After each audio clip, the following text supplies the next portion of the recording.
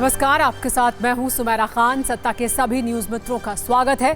सबसे पहले सत्ते पे सत्ता, यानी 7 खबरें और दिलचस्प जानकारियां एक साथ। आज पहले आपको हलाल शब्द पर शुरू हुए ऐसे बवाल के बारे में बताएंगे जिसमें बड़ी चिंगारियां हैं। सुप्रीम कोर्ट ने पूछा है, सीमेंट, सरिया, आटा और बेसन हलाल कैसे हो सकते हैं। इस पर अब संतों और मौलाना के बीच बड़ा कलेश हो रहा है। वैसे आज हमने हलाल पर आपके लिए एक इस्लामिक और प्रमाणिक कुंजी भी बनाई है। आज सत्ता में हम आपको पाकिस्तान का नया दुख भी दिखाएंगे जो चैंपियंस ट्रॉफी से जुड़ा हुआ है। बीसीसीआई के अनुसार वो टीम इंडिया के खिलाड़ियों की जर्सी पर मेजबान देश के तौर पर पाकिस्तान का नाम नहीं लिखेगा। वैसे तो ये आईसीसी की एक परंपरा है, लेकिन अपने फैसले पर बीसीसीआई का तर्क क्या है वो समझेंगे। एक बड़ी खबर यह है कि सैफ अली खान आज अस्पताल से डिस्चार्ज होकर अपने घर पहुंच गए हैं। लेकिन सैफ जिस स्टाइल में आज अस्पताल से बाहर आए, लोगों का अभिवादन किया, उसे लेकर कौन से दिलचस्प सवाल उनके फैंस के मन में ट्रेंड कर रहे हैं वो भी देखेंगे। इसके बाद सत्ता में एक शुद्ध राजनीतिक कुंजी रामायण पर खोलेंगे, जिस पर दिल्ली में सियासी महाभारत हो रही है। केजरीवाल की एक व्याख्या पर बीजेपी ने उन पर चुनावी हिंदू वाला कटाक्ष किया है। इस पर केजरीवाल ने कैसे काउंटर अटैक किया ये देखिएगा। आज बीजेपी ने दिल्ली में अपने संकल्प पत्र का दूसरा हिस्सा भी जारी कर दिया, जिसमें युवाओं के लिए मुफ्त शिक्षा और ऑटो वालों के लिए बीमे का ऐलान किया गया है।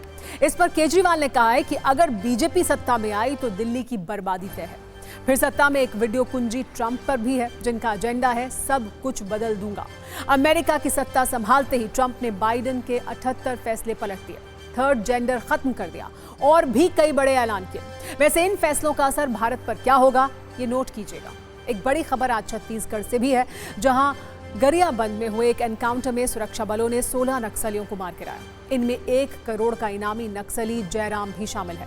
गृह मंत्री अमित शाह ने कहा है कि देश में नक्सलवाद अपनी आखिरी सांसें गिन रहा है।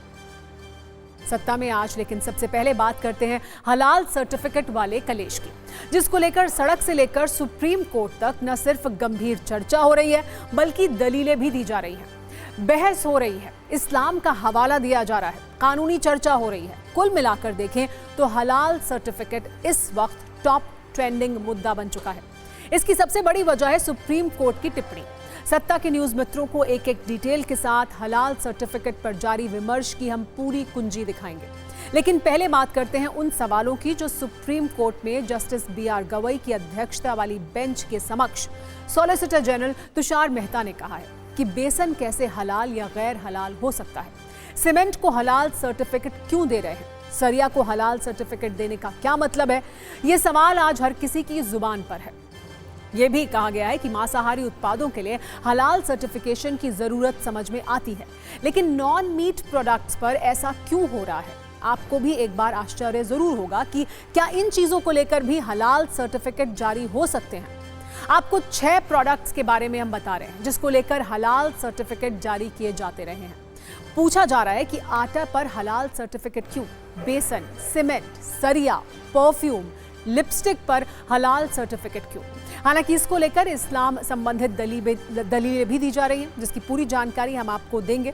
लेकिन सुप्रीम कोर्ट में इन प्रोडक्ट्स को लेकर विशेष तौर पर बहस हुई है, सवाल पूछे गए हैं। सॉलिसिटर जनरल तुषार मेहता ने अपने तर्क दिए हैं। सुनवाई के दौरान जमीयत उलेमाए हिंद की ओर से भी दलीलें दी गई हैं। असल में यूपी में हलाल प्रमाणित उत्पादों पर प्रतिबंध के खिलाफ दायर याचिकाओं पर सुप्रीम कोर्ट में सुनवाई हो रही है। इसी में सॉलिसिटर जनरल तुषार मेहता ने कुछ प्रोडक्ट्स का नाम लेते हुए गंभीर सवाल उठाए। सॉलिसिटर जनरल ने पूछा कि नॉन मीट प्रोडक्ट्स को भी हलाल सर्टिफिकेट क्यों दिया जा रहा है। हलाल सर्टिफिकेट लेने की लागत को भी कंपनी प्रोडक्ट की कीमत में जोड़ा जाता है, जो कि उचित नहीं है, और गैर मुसलमानों को भी इसका खर्च उठाना पड़ रहा है, ये भी अनुचित है। आपको बता दें, यूपी सरकार ने 18 नवंबर 2023 को प्रतिबंध लगाया था, जिसके बाद जमीयत उलेमाए हिंद हलाल ट्रस्ट की ओर से याचिका दी गई। अब जस्टिस BR गवई की अध्यक्षता वाली पीठ 24 मार्च को इस पर सुनवाई आगे करेगी। कहानी सिर्फ सवालों तक ही नहीं है, इस पर हलाल इंडिया की जो इस्लामिक दलील है वो और भी दिलचस्प है। जमीयत उलेमाए हिंद और हलाल इंडिया प्राइवेट लिमिटेड की दलीलों को भी जान लीजिए। हलाल सर्टिफिकेशन के पक्ष में कहा गया है कि हलाल जीवन शैली से जुड़ा हुआ विषय है। हलाल या गैर हलाल का सिद्धांत सिर्फ मीट उत्पादों पर लागू नहीं है। प्रोडक्ट में प्रिजर्वेटिव के रूप में अल्कोहल का इस्तेमाल होता है। ऐसे में खाद्य पदार्थ गैर हलाल की श्रेणी में आएंगे। मेकअप की चीजें भी हलाल या गैर हलाल की श्रेणी में शामिल हैं। लिपस्टिक भी हलाल या गैर हलाल की श्रेणी में है। हालांकि ये भी कहा गया है कि हलाल सर्टिफिकेट के लिए पैसा देना स्वैच्छिक है।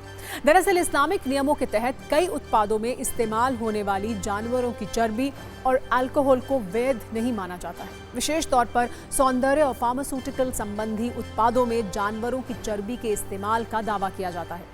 इसी के आधार पर इसे हलाल और गैर हलाल की श्रेणी में रखा जाता है। ये भी दलील दी जाती है कि परफ्यूम बनाने में अल्कोहल का इस्तेमाल होता है।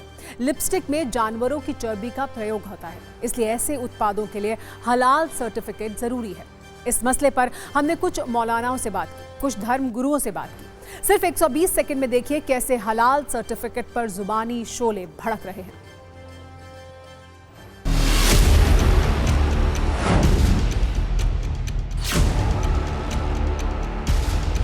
सुप्रीम कोर्ट ने जो बातें कही हैं वो बातें गौर फिक्र करने के लायक हैं और सोचने के लायक हैं। हलाल सर्टिफिकेट की प्रक्रिया जो है वो नए सिरे से होना चाहिए और जो लोग भी इसमें गड़बड़ कर रहे हैं या गलत तरीके से उसका इस्तेमाल कर रहे हैं उनको बाज आना चाहिए, रुकना चाहिए।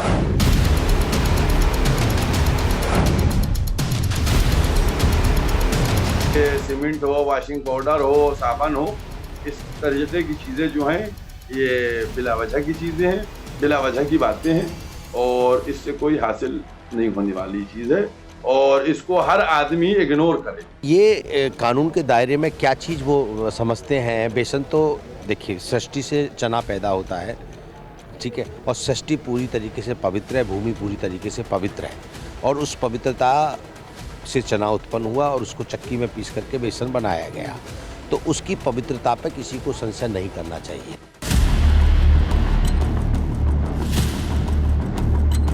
कृत्य चल रहा है पूरे देश में, इस पे तुरंत तत्काल प्रतिबंध लगना चाहिए। यह एक इस्लामिक आतंकवाद का चेहरा है जो इनडायरेक्टली जिहाद कर रहा है और हमारे जो सनातन हिंदू धर्म है उस पर चोट पहुंचा रहा है।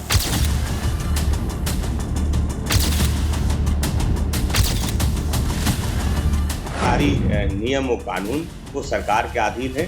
समाजवादी पार्टी समझती कि कानून बनाना, नियमों को बनाना वो सरकार का काम है, इसके लिए भारतीय जनता पार्टी जिम्मेदार है। विश्व हिंदू परिषद ने भी हलाल सर्टिफिकेट पर कड़ी प्रतिक्रिया दी है। उन्होंने सोशल मीडिया में पोस्ट कर कहा है कि हलाल सर्टिफिकेशन के जरिए भारत की अर्थव्यवस्था पर दशकों से हमले किए जा रहे हैं और गैर मुस्लिमों को जबरन हलाल सर्टिफाइड सामान खरीदने के लिए मजबूर किया जा रहा है। इस सर्टिफिकेशन को न सिर्फ खाद्य पदार्थों के लिए बल्कि अन्य वस्तुओं के लिए भी अनिवार्य कर दिया है। वीएचपी ने कहा है कि अब हलाल और हलाला दोनों पर हल्ला बोल का समय आ गया है। यहाँ आपको ये भी जानना चाहिए कि हलाल क्या है, हलाल उत्पाद क्या है, इसको लेकर इस्लाम में क्या कहा गया है। हलाल एक अरबी शब्द है, इसका अर्थ है अनुमन्य या जायज़। इस्लामिक कानून के अनुसार जो हलाल नहीं है वो इस्लाम में प्रतिबंधित है। वध से पहले मृत पशु या उसके रक्त और हड्डी से तैयार बाय प्रोडक्ट, सुअर का मांस और झटके का मांस निषिद्ध श्रेणी में आता है।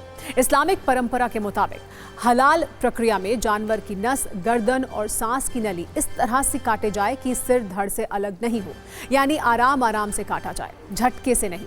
जानवर का गला काटते वक्त कुरान की आयत अनिवार्य तौर पर पढ़ी जानी चाहिए, जिसे तस्लीमिया या शहदा के नाम से जाना जाता है। जानवर को मारने के बाद उसकी नसों से रक्त निकल जाने देना चाहिए। इस्लाम में किसी ऐसे जानवर का मांस खाना जो पहले से ही मृत हो या जो हलाल प्रक्रिया के अनुसार ना मारा गया हो पूरी तरह से प्रतिबंधित है।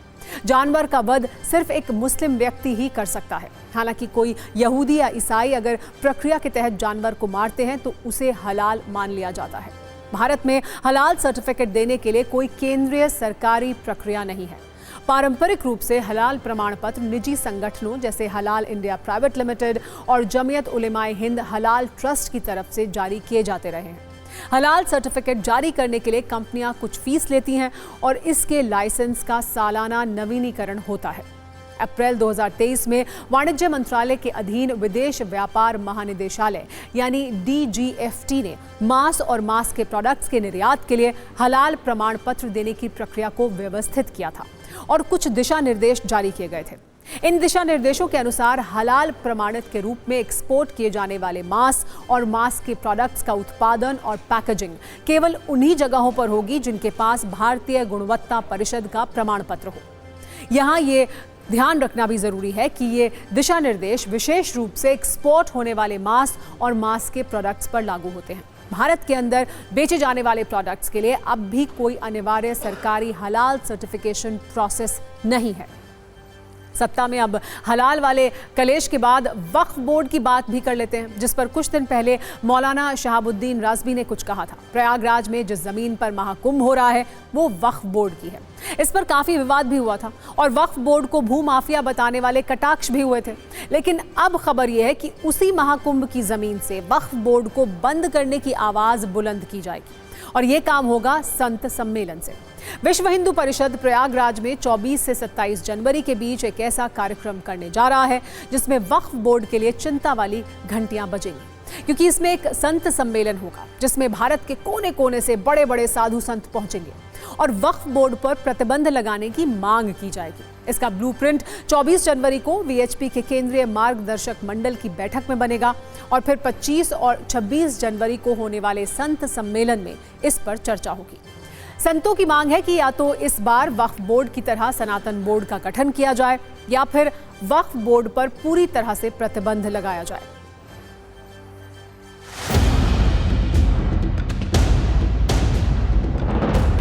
वक्फ बोर्ड भी हलाल की तरह ही है। ये भी जमीन कब्जा करने का एक संगठन है, सुनियोजित संगठन है, संवैधानिक संगठन है। इसलिए वक्फ बोर्ड को तत्काल तुरंत भंग कर देना चाहिए। जो लोग ये कह रहे हैं ये जमीन हमारी है, गंगा की जमीन को भी बता रहे हैं हमारी है, तो वो गैर मर्यादित बातें कर रहे हैं। तो इसलिए उन लोगों का वो बोर्ड भंग होना चाहिए, खत्म होना चाहिए, जिससे कि वो हमारे सनातन धर्म की जमीन को अपनी जमीन बता करके उस पर कब्जा ना कर सके।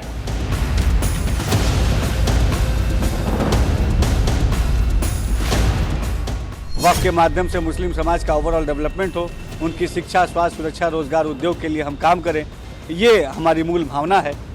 वक्फ अमेंडमेंट एक्ट का हम समर्थन करते हैं। आज आप कोई कानून ला रहे हैं तो वक्फ की जायदाद को बचाने के लिए नहीं, वक्फ की जायदाद को बर्बाद करने के लिए ला रहे हैं। आप बताइए कि वक्फ बोर्ड में नॉन मुस्लिम मेंबर कैसे होगा। अब आज की सबसे ट्रेंडिंग सियासी खबर की बात करते हैं। दिल्ली के चुनावी महाभारत में रामायण पर खूब चर्चा हो रही है। इसके केंद्र में है दिल्ली के पूर्व सीएम अरविंद केजरीवाल का एक बयान। एक जनसभा को संबोधित करते हुए केजरीवाल रामायण का एक प्रसंग सुना रहे थे। उन्होंने जो कहा उसके कोड वर्ड हैं राम, सीता, लक्ष्मण, हिरण और रावण जैसे शब्द। ये प्रसंग सीता हरण से जुड़ा हुआ था। उन्होंने कहा कि रावण सीता हरण के लिए सोने का हिरण बनकर आया था। पहले केजरीवाल का वो पूरा बयान सुनिए, फिर इस पर सियासत वाली कुंजी भी दिखाएंगे। एक दिन रामचंद्र जी खाने का इंतजाम करने जंगल में गए। माता सीता को अपनी झोपड़ी में छोड़ गए और लक्ष्मण को बोले कि तू सीता मैया की रक्षा करेगा। इतने में रावण आया सोने का हिरण बनके। आया कि नहीं आया? सोने का हिरण बनके आया। सीता मैया लक्ष्मण को बोली मेरे को ये हिरण चाहिए। लक्ष्मण बोला ना मैया, भगवान राम कह के गए हैं कि मेरे को आपकी रक्षा करनी है। उसने बोली नहीं, मैं तेरे को आदेश देती हूं, जाओ और हिरण को पकड़ के लाओ। लक्ष्मण के पास चारा नहीं था। लक्ष्मण चला गया और वो रावण अपना वेश चेंज करके और सीता मैया का हरण करके ले गया। केजरीवाल के इस बयान के बाद बीजेपी ने रामायण और माता सीता के अपमान करने का आरोप लगाया। बीजेपी नेताओं ने कहा जो आदमी रामायण के प्रसंगों की गलत व्याख्या कर रहा है वो सीधे तौर पर चुनावी हिंदू है। बीजेपी नेता केजरीवाल को याद दिला रहे हैं कि हिरण बनकर रावण नहीं मरीच आया था। वहीं आम आदमी पार्टी भी इस मुद्दे पर बैकफुट पर खेलने के मूड में बिल्कुल नहीं है।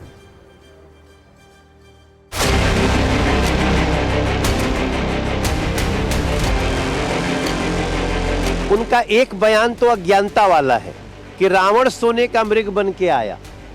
रावण सोने का मृग बन के नहीं आया, ये मूर्ख अरविंद, मारीच सोने का मृग बन के आया। चलो यहां तक तो हम अज्ञानता मान लेते हैं, लेकिन ये कहना कि माता सीता ने लक्ष्मण को हिरण लाने को भेजा, ये माता सीता का अपमान है। बीजेपी का एक ही नारा, रावण है आदर्श हमारा, तो उनके आदर्श रावण है। मैं बहुत हैरान हूं कि पूरी की पूरी भारतीय जनता पार्टी उपवास कर रही है, अनशन कर रही है। किस बात पे? करे रावण का अपमान कर दिया। मैं अरविंद केजरीवाल से पूछना चाहता हूं, तुम्हारी नानी ने कौन सी रामायण पढ़ाई थी? रामायण सिर्फ 2 प्रसंगों से बनती है। कैकेयी ने जो वर मांगे जिससे श्री राम को वनवास मिला, दूसरा माँ सीता का हरण जो हुआ, उससे रामायण बनती है। अगर आपको इन 2 प्रसंगों के बारे में नहीं पता तो इसका मतलब आप हिंदू है ही नहीं, आप तो चुनावी हिंदू हैं। आपने जब कहा कि रावण सोने का हिरण बन के आया, तो आपका जो सोने से प्यार है मुझे समझ में आता है, क्योंकि शीश महल में भी सोना ही सोना लगा है। चुनाव में जब भाजपा नकली हिंदू, नकली मुसलमान, नकली सिख, नकली ईसाई बनती है, तो ये समस्या आम आदमी पार्टी को भी आती है जब नकली बनते हैं, और उनको भी आती है क्योंकि चुनाव में ये लोग सब नकली बन जाते हैं। वैसे इस चुनावी मौसम में अरविंद केजरीवाल बीजेपी को कोई मौका नहीं देना चाहते, इसीलिए विवाद बढ़ता देख केजरीवाल ने खुद भी सफाई दी। कहा कि मेरे बयान को बीजेपी रावण का अपमान बता रही है, और रावण के अपमान से उन्हें ही दर्द है जो रावण को अपना आदर्श मानते हैं।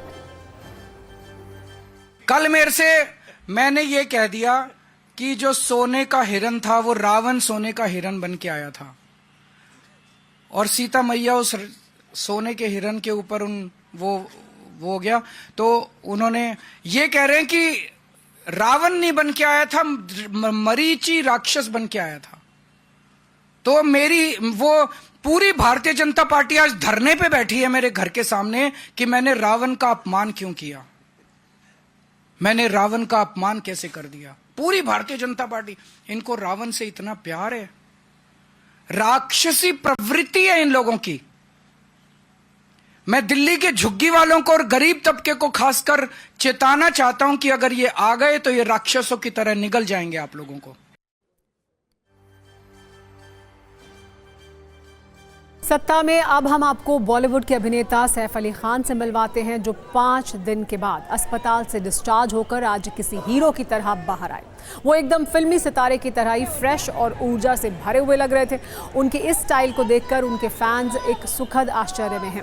आज जब व्हाइट शर्ट, नीली जीन्स और काला चश्मा पहने सैफ अस्पताल से निकले और गाड़ी से घर पहुंचे, तो ऐसा लगा ही नहीं कि ये वही सैफ हैं जिन पर 5 दिन पहले शरीफुल इस्लाम नाम के शख्स ने चाकू से 6 जानलेवा वार किए थे और वो खून से लथपथ हो गए थे। सिर्फ इतना ही नहीं, सैफ के स्पाइनल कॉर्ड में 2.5 इंच के चाकू का टुकड़ा तक फंस गया था। सोचिए, ऐसी भयानक चोट और गहरे जख्म किसी आम इंसान के शरीर पर होते तो शायद वो आसानी से चल भी नहीं पाता। लेकिन सैफ आज अस्पताल से डिस्चार्ज होने के बाद एकदम सहज और किसी हीरो की तरह सुपर फिट नजर आए। वैसे आपने एक हीरो की ऐसी सुपर फास्ट रिकवरी किसी बॉलीवुड की मसालेदार फिल्म में देखी हो, जिसमें बदमाशों के हमले के बाद वो गंभीर हालत में अस्पताल तो जाता है, लेकिन कुछ ही देर में फिट होकर स्क्रीन पर ऐसे आता है जैसे कुछ हुआ ही ना हो। इसीलिए असल जिंदगी में इतनी सुपर फास्ट रिकवरी देखकर कोई भी हैरान हो जाएगा। आज जब वो गाड़ी में बैठे तो हंसते मुस्कुराते हुए सड़क और अस्पताल के बाहर मौजूद लोगों का अभिवादन किया। घर पहुंचे तो खुद गाड़ी से उतरे, लोगों से हाथ मिलाया और ऐसे हवा में हैंडशेक किया जैसे वो आम दिनों में भी करते हैं। वैसे सैफ अली खान बड़े अभिनेता हैं, हो सकता है उनकी सेहत का अस्पताल में खास ख्याल रखा गया हो, महंगे से महंगा इलाज किया गया हो जिससे उनकी सेहत में जल्दी सुधार हो। लेकिन जख्म किसी अभिनेता के हों या किसी आम आदमी के, उन्हें भरने में थोड़ा वक्त तो लगता है। सैफ के जख्म इस वक्त उनके प्रभावशाली लुक और उनकी मुस्कान के पीछे छिपे हैं। वो कैमरे के सामने भले ही मुस्कुराते रहें, लेकिन उनके मन में ये सवाल घूम रहे होंगे कि उनके साथ जो हुआ वो कैसे हो सकता है। और अब उस ब्रिटिश सत्ता की बात करते हैं जिसने भारत को 200 साल तक लूटा। ब्रिटिश ईस्ट इंडिया कंपनी ने भारत में जो लूटपाट की वो इतिहास के पन्नों में दर्ज है और अब उसके ऐतिहासिक आंकड़े नए सिरे से सामने आए हैं। ब्रिटेन ने उपनिवेशवाद के दौर में जितनी दौलत भारत से लूटी है, उसके विशाल आंकड़े को देखकर आप निश्चित ही चौंक जाएंगे। ऑक्सफैम इंटरनेशनल की नई रिपोर्ट के मुताबिक वर्ष 1765 से 1900 के बीच ब्रिटिश ईस्ट इंडिया कंपनी ने भारत से 5,612 लाख करोड़ रुपए लूटे थे। ये रकम ब्रिटेन की आज की जीडीपी से 20 गुना से भी ज्यादा है।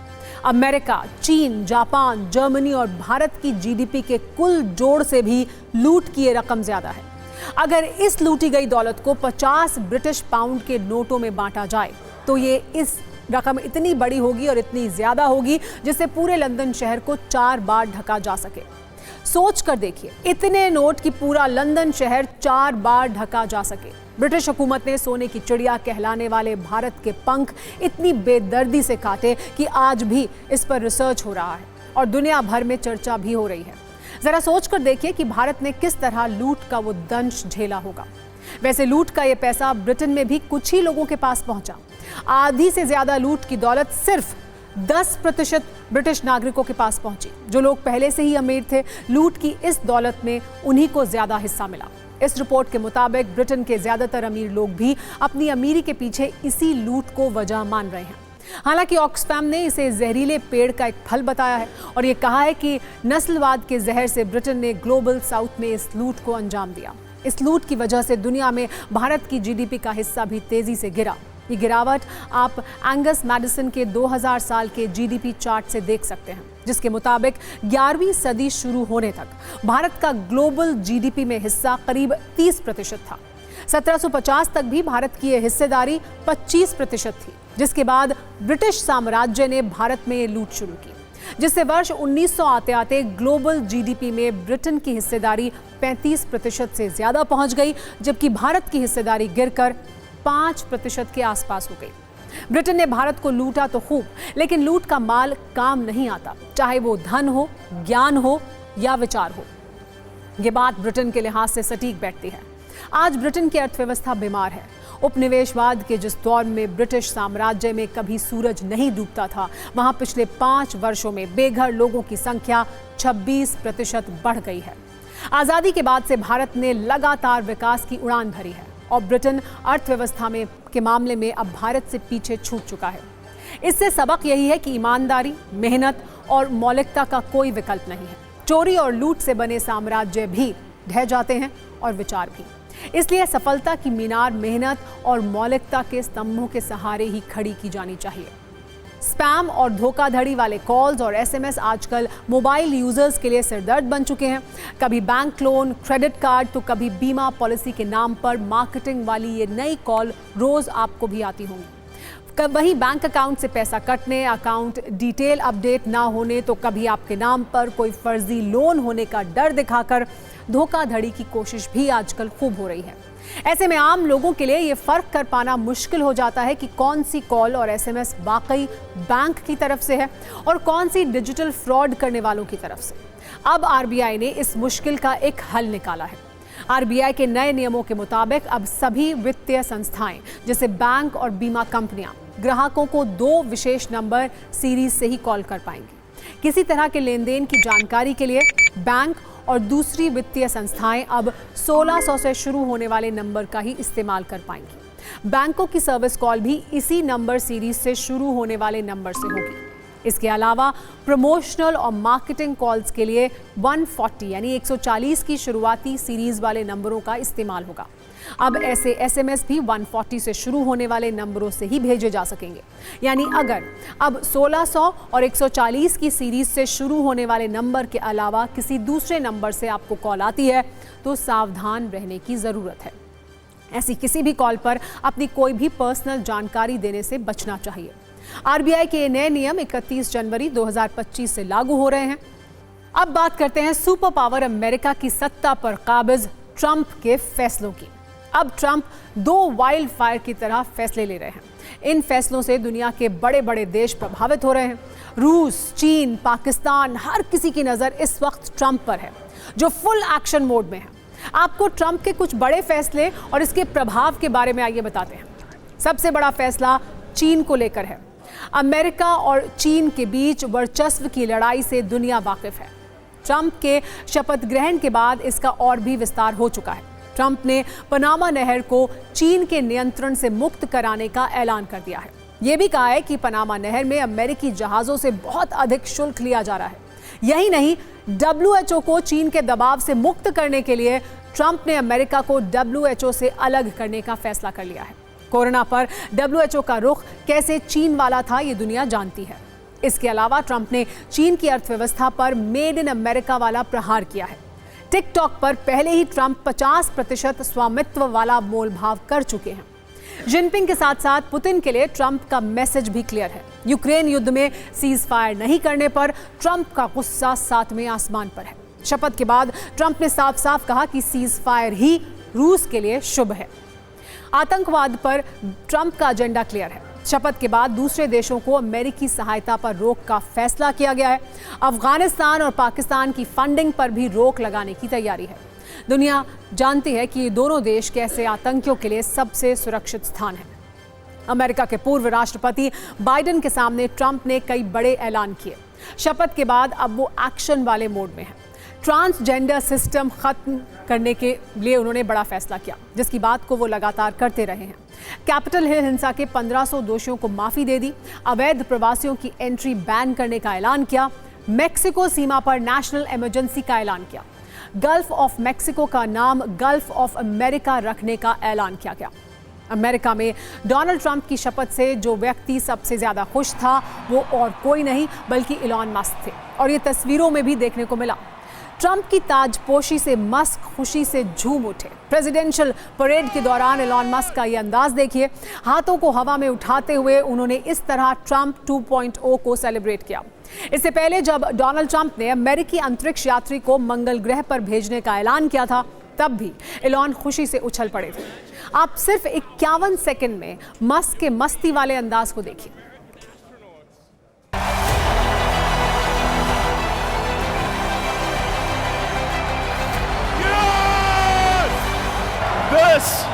This is what victory feels like.